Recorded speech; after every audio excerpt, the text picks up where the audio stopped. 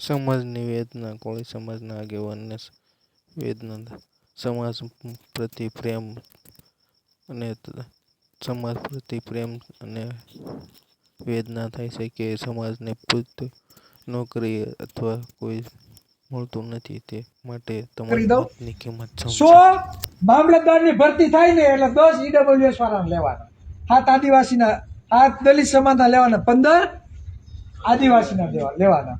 એ જ રીતે ગવર્મેન્ટ કચેરીની કોઈ બી ભરતી થાય, પીઆઈની ભરતી થાય, કોન્સ્ટેબલની ભરતી થાય, કલેક્ટરની ભરતી થાય, આસિસ્ટન્ટ પ્રોફેસરની ભરતી થાય, શિક્ષકોની ભરતી થાય, બધી જગ્યાએ આરક્ષણ પ્રમાણે ભરતી કરવાની. તો જેની વસ્તી છે 10%, 8% ને 15%, એને ઓલી 7-15% મળે છે ખરી, બરાબર? તો આપણી 60% વસ્તી છે, આપણે કેટલું આરક્ષણ મળે છે? 27%. એમાં સૌથી વધારે લોસ કોને જાય? કોળી અને ઠાકોર સમાજને. સમજો હું વાત કરું ઈ.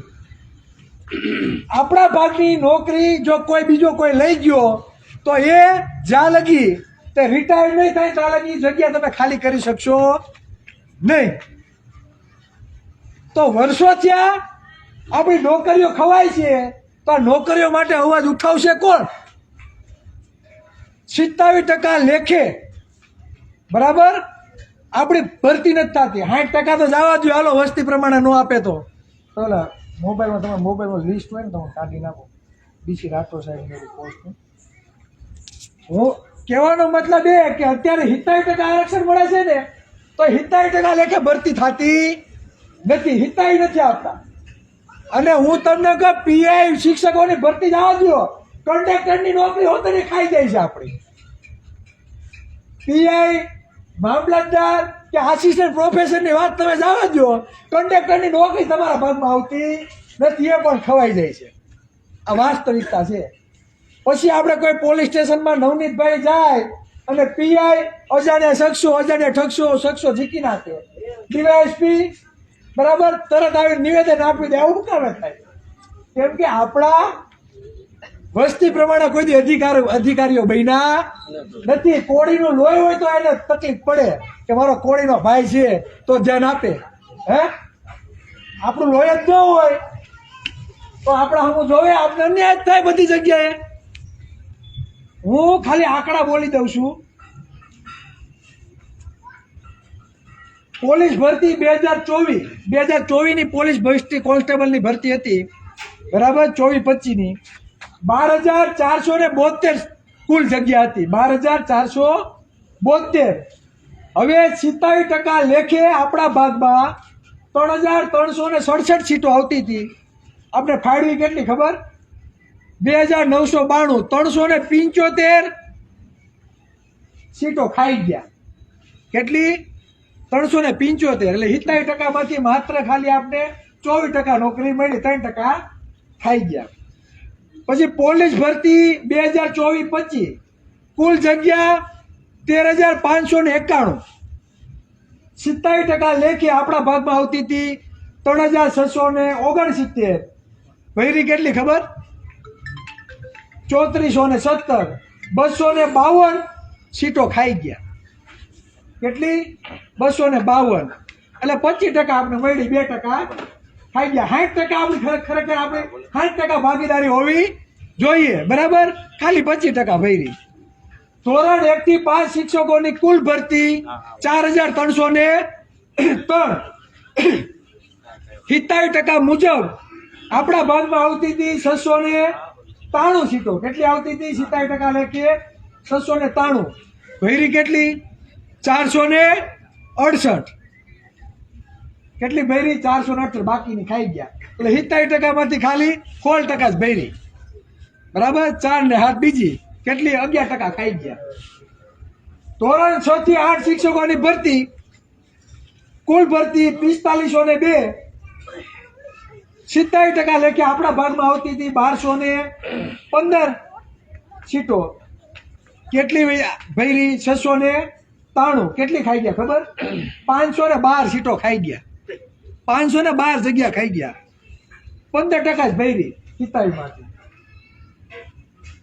પછી આવે છે ગ્રાન્ટેડ માધ્યમિક શાળા શિક્ષકોની ભરતી કુલ જગ્યા 3557, 70% લેખી આપણા ભાગમાં આવતી હતી 960 સીટો. ભરી કેટલી? 825. કેટલી ખાઈ ગયા? 135. બરાબર, 23% ભરી, 4% ખાઈ ગયા. પછી ગ્રાન્ટેડ ઉચ્ચતર માધ્યમિક શાળામાં શિક્ષકોની ભરતી કુલ જગ્યા 3994, 70% લેખી આપણા ભાગમાં 1078 સીટો આવતી હતી. ભરી કેટલી? 562. કેટલી ખાઈ ગયા? 516. 14% ભરી, બાકીની 13% ખાઈ ગયા. નાયબ ઇજનેર વર્ગ 2 એની કુલ જગ્યાઓ 250, એમાંથી 70% લેખે આપણા ભાગમાં આવતી 68 સીટો. કેટલી ભરી? 54. ખાઈ ગયા કેટલી? 14.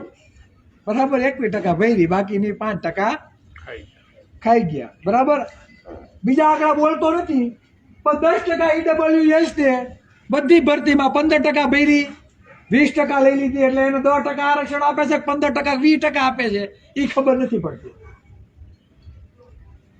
આ હું જે બોલું છું ઓનલાઈન છે, લાઈવ થાય છે. આ કઈ ફાંકા મારવાનો મને કઈ શોખ નથી. આ સમાજની વેદના છે. પછી આપણે એમ કે આપણા છોકરાઓને નોકરીઓ નથી મળતી, તો ક્યાંથી મળવાની ભાઈ નોકરીઓ? હે, સત્તામાં એવા લોકો બેઠા છે જેને તમારી કઈ પડી નથી. તમારા બાળકોની નોકરી ખાઈ જાય છે. મેડિકલ ક્ષેત્રમાં તમારા બાળકને MBBS અત્યારે કરાવવું હોય ને તો 1 કરોડ રૂપિયા જોઈએ, ત્યારે MBBS થાય. સાહેબ, એ ખોટી વસ્તુ? 100% હે, તો આપણે 90% તો મજૂરી કામ કરું, 300 400 500 રૂપિયા દાડીએ જવું, તો એના બાળક બચ્ચાઓને MBBS MD કે સર્જન કે BHMS થવું હોય તો થઈ શકશે ખરા? આ મારો પ્રશ્ન છે સીધો. તમને ઇમ્પોસિબલ. કદાચ તમે મહિનાના લાખ રૂપિયા કમાતા હશો ને તો તમારા બાળકને તમે ડોક્ટર કે સર્જન બનાવી શકશો નહીં. નહીં ને નહીં. આ વાસ્તવિકતા છે. આપણામાં ઘણા એવા 30% છોકરા એવા હશે કે નીટમાં સાહેબ સૌથી વધારે માર્ક આવ્યા છે, પણ અટકશે ક્યાં? કે ભાઈ સરકારી કોલેજમાં વારો આવશે કે નહીં. 1-2 માર્કે સાહેબ રહી ગયા એટલે વિચાર વિમર્શમાં પડી આવે, મારા છોકરાને શું કરવું? પ્રાઇવેટમાં તો કેપેસિટી નથી, ગવર્મેન્ટમાં જાવ તો 20-25 લાખ રૂપિયા જોઈએ છે અત્યારે. તો આ પોઝિશન કોની? હે, એટલે આપણા દીકરા પાસે, આપણા દીકરી પાસે એ કાબિલિયત છે, પણ યોગ્ય અવસર મળતો નથી. જે અવસરની વાત કરું ને એ અવસરની વાત આ છે. આરોગ્ય અને શિક્ષણ, શેવાળાનું ઘર હોય તેને અને કરોડપતિનું ઘર હોય ને તેને પણ એક સમાન મળવું જોઈએ. એ આપણો હક છે, એ આપણો અધિકાર છે. આ સમાન અવસરની હું વાત કરું છું. એટલે જાગો. જો નહીં જાગીએ તો આપણી આવનારી પેઢીને ઓલા લોકો, જે લોકો રાજ કરી રહ્યા છે એની પ્રાઇવેટ કંપનીમાં આપણા દીકરા દીકરીઓ 10,000-15,000 માત્ર ગુલામી અને ગુલામી જ લખી છે. એના ખેતરોના ભાગ્ય રાખવાનું કામ જ આપણી પેઢીને લખેલું છે. આ અંદરની વેદના બોલે છે. આવું ખુલીને કોઈ કહેવાનું નથી સમાજમાં. અને હવે બધાએ તૈયાર થવું પડશે બોલવા માટે અને સમજી વિચારીને આગળ વધવું પડશે. નવનીત પર બનાવ બન્યો, એવડો સમાજ આ 24-25 દિવસ ત્યાં વલખા મારે છે, વલખા ન્યાય માટે. વિચાર કરો, આપણા માટે બહુ કમનસીબી અને શરમની વાત કહેવાય, શરમની. કાલે એને બોલાવ્યા ભાઈને, એને પર્સનલી ગાડીમાં ગયા, નિવેદન આપીને બારોબાર નીકળી ગયા. વિચાર કરો તમે, આપણે શું ઇજ્જત! એવડો મોટો સમાજ, એવડા મોટા નેતાઓ, બરાબર, નેતાઓ મળવા જાય તો ગૃહમાંથી રાજકોટ વહી જાય. મજૂરાની સીટ ઉપરથી આપણા મતથી ચૂંટાયેલો ધારાસભ્ય આપણા મતથી ગૃહમંત્રી બને છે અને આ કોળીને મોઢું ફેરવીને વહી જાય છે. તો હવે આપણે શરમ આવી જોઈએ, શરમ. ક્યાં સુધી આ રીતે મૂંગા બેઠા રહેશું અને આપણે આપણા મતની કિંમત નહીં સમજીએ? દરરોજ ફોન આવે, ચિરાગભાઈ એટલા દિવસ થઈ ગયા, શું કરશું? ન્યાય નહીં મળે તો? નવનીતભાઈનો સવાલ નથી, આ સમાજની ઇજ્જતનો સવાલ છે, સમાજની આત્મસન્માનનો સવાલ છે. આ બરાડા પાડી પાડીને દરરોજ રાયડું નાખીએ છીએ, બરાબર, એ અંદરની વેદના બોલે છે. જે લોકોના મત નથી, બરાબર, એ મુખ્યમંત્રી બની જાય, એ ગૃહમંત્રી બની જાય, આપણે શબ્દ ખ્યાલ ન હોય, ઉઠીને આવે, બરાબર. રૂપાણી સાહેબ ઓફ થઈ ગયા, બરાબર, સ્વર્ગવાસ થઈ ગયા. એ જયારે મુખ્યમંત્રી બન્યા ત્યારે તમને કોઈને ખબર હતી કે રૂપાણી સાહેબ મુખ્યમંત્રી બનશે? હે, બની ગયા કે નહીં? ખબર ઉઠ્યા ખબર પડી રૂપાણી સાહેબ મુખ્યમંત્રી બની ગયા. ભૂપેન્દ્ર પટેલ નું કોઈને ખબર હતી? હે, એનું નામ જાહેર થયું ત્યારે ખબર પડી કે આ તો ભૂપતભાઈ તો મુખ્યમંત્રી બની ગયા. હે, હર્ષંઘવી ગૃહમંત્રી બન્યા, કોઈને શબ્દ ખ્યાલ હતો એ ગૃહમંત્રી બનશે? બની ગયા કે નહીં? તે પછી હમણાં મંત્રીમંડળમાં ફેરફાર થવાના હતા, કોઈને ખ્યાલ હતો એ મુખ્યમંત્રી બનશે? બની ગયા કે ન બની ગયા? હે, આપણે સપને ખ્યાલ નથી હોતો. 35 વર્ષ આપણા આગેવાનો ભાજપના નોકરી કરે છે, ભાજપની, બરાબર. આપણા અહીંથી એમ કહે કે ભાઈ આપણા સમાજનો મુખ્યમંત્રી બનવો છે, ઉપમુખ્યમંત્રી ભોજ્યો ભાઈ કોઈ ભાવ પૂછતું નથી, અને જેને કાંઈ આપણે યાદ ન હોય એ બધા બનીને બેસી જાય છે. હે, તે આપણી કમનસીબી છે કે આપણે યુનિટીમાં રહેતા નથી. કે જેના મત નથી, ગામમાં સભ્યની ચૂંટણી આવે તો સભ્યમાં ચૂંટાઈ ન આવે, આ હકીકત છે. અમારે એક ભાજપના એમએલએ અમે ગયા ત્યારે ઘણા મિત્રો હતા મારા ભેગા, ભાજપના એમએલએ આપણા કે ચિરાગભાઈ અમિતભાઈના અને મોદી સાહેબના સમાજના મતો કેટલા? કે આવું કીધું. પછી એમ કે આપણે તો કે સંખ્યા વધારે છે, પણ કે આપણે બુદ્ધિ કે પાણી આપી છે, કે બુદ્ધિ કાંઈ આપી નથી. પછી એનો વારો પૂરો થયો, મારો વારો આવ્યો. એટલે મેં કીધું આ લોકોને બુદ્ધિ આપીને આપણે પાણી આપી એવું થોડુંક છે ભાઈ. પણ તમે કોઈ દી સમાજને જાગૃત જ નથી કર્યો, હે, તો સમાજ જાગૃત ક્યાંથી થવાનું? હું જે શબ્દ બોલું, કોઈ આવી રાજકીય આગેવાન આવીને આવું કોઈ બોલ્યું હોય તો મને કયો, કે ક્યાંય માઇકમાં કોઈ બોલતું હોય તો કયો, સ્નેહ મિલનના કાર્યક્રમો ચા હોય ત્યાં કોઈ બોલતો હોય તો કયો, સમૂહ લગ્ન થતા હોય ત્યાં કોઈ બોલતો હોય તો કયો, બાળકોના શિક્ષણ ઇનામ વિતરણના કાર્યક્રમ થાય ત્યાં કોઈ એમ કહેતો હોય તો કયો કે એટલી નોકરીઓ સમાજની ખાઈ છે. હે, તમે સમાજના મત લઈ, બરાબર, તમે આગળ જાઓ છો વિધાનસભામાં, સંસદમાં, અને સમાજને અંધારા પાસે રાખો છો, તો વાક કોનો? વાક કોઈલા લોકોનો નથી, એને તો બુદ્ધિ આપી જ છે. પણ આ સમાજને જાગૃત તો કરવો પડે ને કે તમારા મતની કિંમત શું છે. આ કરવું નથી, અને દોષ દેવો સમાજને કે બુદ્ધિ આ પાણી આપી એમ. એટલે અમે ગામે ગામ, સોસાયટી હોય, મોહલ્લો હોય, બધી જગ્યાએ અમે ટીમ તૈયાર કરીએ છીએ, અને સમાજને આ બધી બાબતો જે છે એ ઘર ઘર સુધી આપણી વાત પહોંચે, બરાબર, તે માટે અમે આખા ગુજરાતમાં, બરાબર, અમે ગામે ગામ ટીમ તૈયાર કરવા જઈ રહ્યા છીએ. હવે એ ટીમથી શું ફાયદો થાય એ હું તમને કહું. હું આંકડાકીય માહિતી મેં તમને કીધી, આમાં કેટલા લોકોને ખબર હતી, કેટલી નોકરીઓ આપણે કાંઈ. બીજું, હમણાં કોન્સ્ટેબલની પરીક્ષા છે, કોઈ તૈયારી કરતા પૂછજો. કોન્સ્ટેબલની એક્ઝામમાં દોડના માર્ક કાઢને કા સાહેબ, કેટલા દોડના માર્ક કાઢને કા? દોડના માર્ક કેટલા આપતા ખબર? 25 માંથી 25 ગુણ આપતા. 25 ગુણનો દોડની માર્ક હતી. 2022 નું જયારે રિઝલ્ટ આવ્યું ને ત્યારે 71% ઓબીસી સમાજના ઉમેદવારો એવા હતા જે 25 માંથી 25 ગુણ લઈ આવ્યા. કેટલા? 71%. 100 માંથી 71% ઓબીસી ના દીકરા 25 માંથી 25 ગુણ લઈ આવ્યા, દોડીને પાસ થઈને 25 માંથી 25 ગુણ લઈ આવ્યા. હવે આ લોકોને ખબર પડી ગઈ, બધા કોળી, આહિર, ભરવાડ, રબારિયા, ઓબીસી ના, આદિવાસી, દલિત સમાજના દીકરાઓ છે ને, એના દોડીને 25 માંથી 25 ગુણ લઈ આવે છે. અને શું કર્યું ખબર? દોડના માર્ક જ કાઢી નાખ્યા. કોણ અવાજ ઉઠાવે છે? દોડના માર્ક કાઢી નાખ્યા, તો નુકસાની કોને જવાની? બીજું, હવે જે પેપર નીકળે છે કોન્સ્ટેબલના, તલાટીના, જે શિક્ષિત હોય ને એને પૂછજો, જે ગવર્મેન્ટ કર્મચારી હોય એને પૂછજો, તમને કહેશે હવે પેપર છે ને હાઈ લેવલના કરી દીધા. કોન્સ્ટેબલનું પેપર છે ને પીઆઈ લેવલનું કરી દીધું. અંગ્રેજી અને ગણિતને વધારે પ્રાધાન્ય આપ્યું. એટલે આપણા છોકરા લેખિતમાં ક્યાં આવવા જોઈએ નહીં. હવે તમને એમ થાય કે આવું કેમ થાય છે અને શા માટે થાય છે, હું તમને એક ઉદાહરણ આપું. આ ગુજરાતમાં 2 સમુદાય છે. એક વર્ગ એવો છે જે શિક્ષિત છે, સમૃદ્ધ છે, જે સવર્ણ છે, એ ગમે ત્યાં મકાન રાખે ને તેને મકાન રહેવા આપે. કોળિયા સુરતમાં ક્યાંય સોસાયટી, સારી સોસાયટીમાં લેવા જાય તો પૂછે કેવા કોળી, તો કે કોળી મકાન નથી આપતા. આવું બને છે ખરા? બરાબર, એમાં તો કોઈ ના પાડી શકશે નહીં.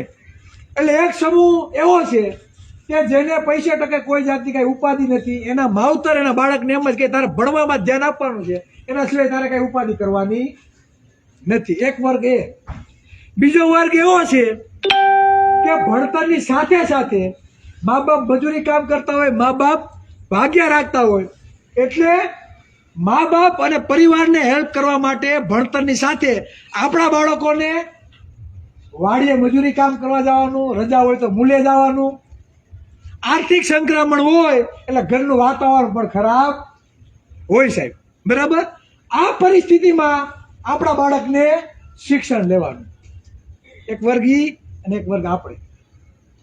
તો આ બે જે અસમાનતા છે, બરાબર, આ અસમાનતામાં બરાબર આ બે બાળકોને દોડવામાં આવે તો આપણો બાળક પાસે રહેવાનો છે કે નથી રહેવાનો, એ કયો મને તમે. રહેવાનો છે? આપણો બાળક પાછળ રહેવાનો છે કે નથી રહેવાનો? હવે હું તમને એમ કહું સાહેબ, બહાર પછી આપણા પરિવાર વિચારે કે મારા બાળકને બાર પછી કોલેજ કરાવી છે કે નથી કરાવી. બરાબર, હવે જેટલી ગવર્મેન્ટ નોકરી આવે એ ગ્રેજ્યુએશન માગે છે. 12 લગી તો માંગ પૂગે છે. આપણે તો નુકસાની કોને જાય? હે, હું મારી જ વાત કરું.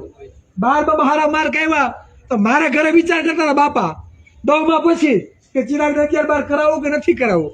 12 પછી વિચારતા હતા ચિરાગને ભણાવવો છે કે નથી ભણાવવો. બરાબર, સગા સંબંધીએ પૈસા ઉછીના પણ મેં પીટીસીમાં એડમિશન લીધું સાહેબ. આવી પરિસ્થિતિઓ સમાજમાં 80% લોકોને છે. બરાબર, એટલે પેપર હાઈ લેવલનું કરી દીધું તો આપણા બાળકો પાછળ રહેવાના છે કે નથી રહેવાના, કહેવાનો વાત ઈ છે. તો આ બધી જે સમસ્યા છે ખુલીને તમને કોઈ કહેશે નહીં અને ખુલીને તમને કોઈ સમજાવવાનું પણ નથી. તમારા ગામડાની સ્કૂલો બંધ કરી દીધી. આપણો લગભગ 90% સમાજ ક્યાં રહે? ગામડે. હવે ગામડાની સરકારી સ્કૂલો બંધ કરી દીધી. હવે સરકાર એમ કેમ નથી કહેતી કે હાલો જેટલી પણ ગુજરાતી સરકારી સ્કૂલો છે હાલો આપણે ઇંગ્લિશ મીડિયમ કરી દઈએ? ક્યારે કીધું? શું કામે ખબર? અંગ્રેજી છે ને એ સિંહણનું દૂધ છે, શિક્ષણ નહીં. અંગ્રેજી શિક્ષણ છે એ સિંહણનું દૂધ છે, જે પીવે ને એ ગર્જના કરે. તમારા બાળકોને સમજે અંગ્રેજી શિક્ષણ આપે તો ખબર ન પડી જાય કે ગાંધીનગર ખીચડી રંધાઈ છે, રાજ સત્તા શું છે એને ખબર પડી જાય. તમારા બાળકો શિક્ષિત થાય તો એને ખબર પડી જાય કે ખરેખર રાજનીતિ શું છે, ક્યાં ખીચડી રંધાય છે. એટલે તમને ક્યારે શિક્ષણમાં આગળ લઈ આવવા માંગતા નથી. તમે હંમેશા પછાત અને પછાત જ રહ્યો. આ જે લોકોનું ષડયંત્ર છે. 300-400 રૂપિયા દાડીએ જવું, તમારા ગામની સ્કૂલ બંધ, 10 કિલોમીટર દૂર તમારા બાળકને તમે પ્રાઇવેટમાં મૂકવા જાઓ તો તમારા આવકનો અમુક ભાગ તમે ક્યાં આપી દીધો? શિક્ષણમાં. તો તમારી આર્થિક પરિસ્થિતિ આવી ગઈ તળિયે. આ બધી બાબતો બહુ ગંભીર છે. એ ચિરાગભાઈ માની નથી લેવાનું કે વિચારજો તર્ક સાથે વિચારજો કે ખરેખર આ હકીકત છે કે નહીં. બાબા સાહેબ આંબેડકરે આપણે આરક્ષણ શા માટે આપ્યું? સામાજિક અને શૈક્ષણિક રીતે પછાત. ઇતિહાસ તપાસીને જોજો, આપણે ભણવાનો અધિકાર નહોતો. શું નહોતું? આપણે ભણવાનો અધિકાર નહોતો. સામાજિક દરજ્જો કે આપણાથી આભડછેટ લાગતા લોકો અત્યારે પણ જ્ઞાતિવાદનો ભોગ બનાવવામાં આવે છે. કેવો તો કોળી મકાન નહીં, વાસ્તવિકતા છે. ગવર્મેન્ટ કર્મચારી હોય તો પૂછજો કે ઉપલા અધિકારીઓ સવર્ણના હોય તો તમે જ્ઞાતિવાદનો ભોગ બનો છો કે નથી બનતા. આ વાસ્તવિકતા છે. યુનિવર્સિટીના કુલપતિ તમે જોઈ લો, યુનિવર્સિટીના પ્રોફેસરો જોઈ લો, જજો જોઈ લો, IAS IPS અધિકારી જોઈ લો, તમને ક્યાંય ઓબી સમાજના નહીં જોવા મળે. માત્ર ને માત્ર વેઢે ગણાય ને એટલા કોળીના કેટલા IAS IPS અધિકારી સાહેબ. હે, આપણે ખાલી જય કોળી સમાજના નારા કાંઈ નથી કરવાના. નારા તો હવ બોલાવે, પણ સમાજ કંઈક વાસ્તવિક જાગૃત થાય એના માટેની કંઈક આપણે પહેલ કરવી પડશે. કદાચ આજે વાવીએ છીએ, કદાચ ફળ આપણે નહીં મળે, પણ આપણે આવનારી પેઢીને તો મળશે કે નહીં મળે. એટલે આ માટે અમે ગામે ગામ એવા યુવાનોની ટીમ તૈયાર કરવા જઈ રહ્યા છે કે કાંઈ દિવસ કોઈને હાથા ન બને, પોતાનું કામ પોતે કરતા થાય. અને મત ક્યાં આપવો ને એ પોતાની તર્ક બુદ્ધિનો ઉપયોગ કરીને મત આપતા થાય. ગામમાં 4-5 જણા હોય કોઈ રાજકીય પક્ષમાં, બરાબર, એમ કે અહીંયા મત નાખી દો, સાહેબ આખું ગામ